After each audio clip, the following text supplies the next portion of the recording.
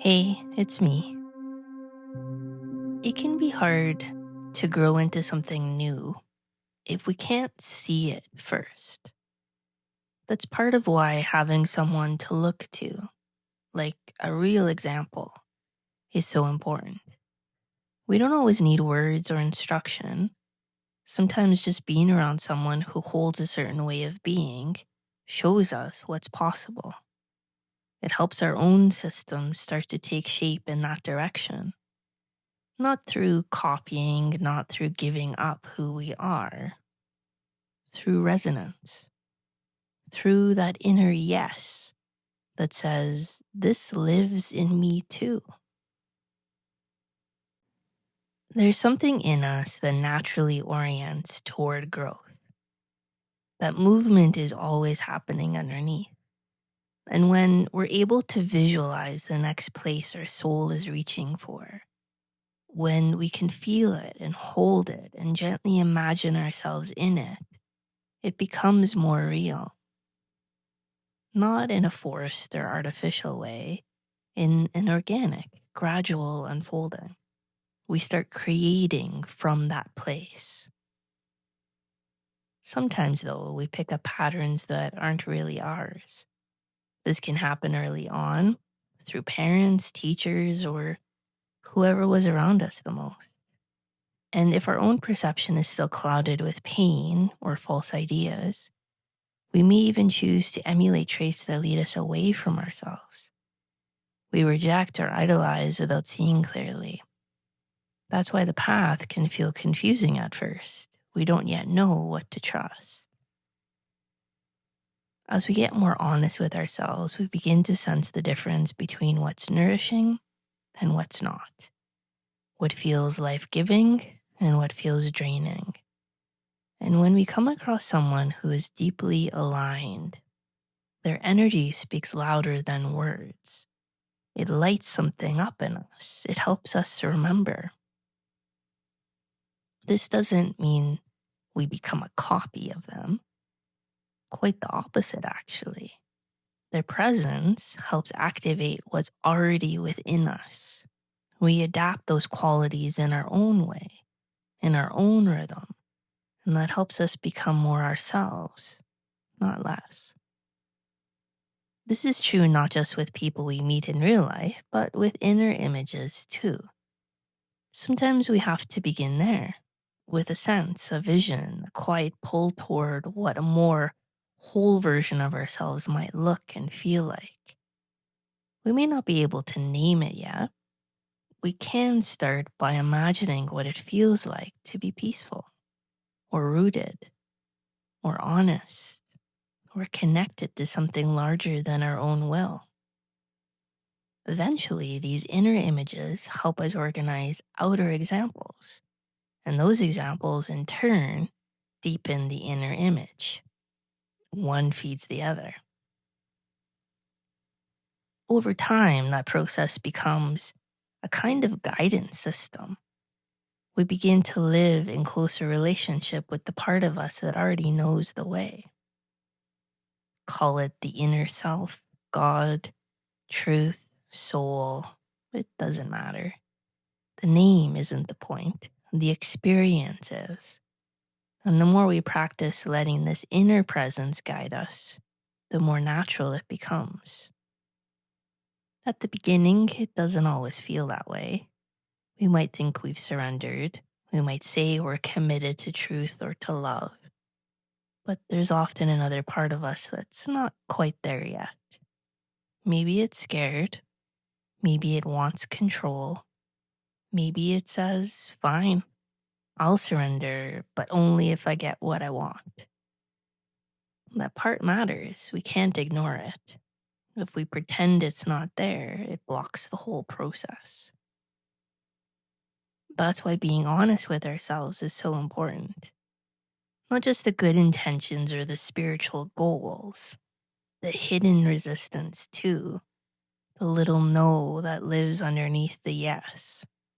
We have to meet that part with real honesty and care. Let it speak. Let it be seen. That's where the real transformation begins. And eventually, something shifts.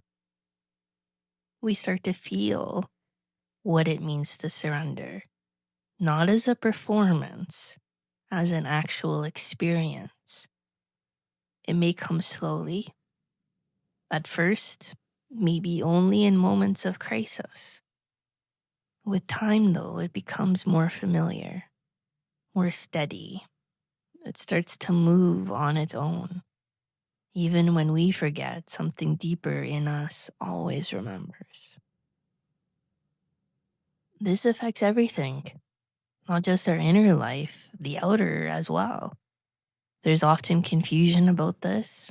Some say the outer doesn't matter at all, that only the inner counts. Others live as though only the outer matters, chasing appearances while ignoring the soul. The truth is, they're not separate. Real inner change will eventually show up in our relationships, our health, our work, our creativity. And if it doesn't, we need to look again. Not with judgment, just with curiosity. It's also possible to mimic outer change without it being real. We can look calm, say the right things, even appear successful, while still holding fear or avoidance underneath. And in those cases, the outer will not hold, not long term anyway. Eventually, the structure will crumble because it wasn't rooted in something real. That collapse is painful. It also clears space for the truth to emerge, for the inner to meet the outer in an honest, natural way. When we really begin to embody this, when the divine starts flowing through us in a continuous, grounded way, something opens.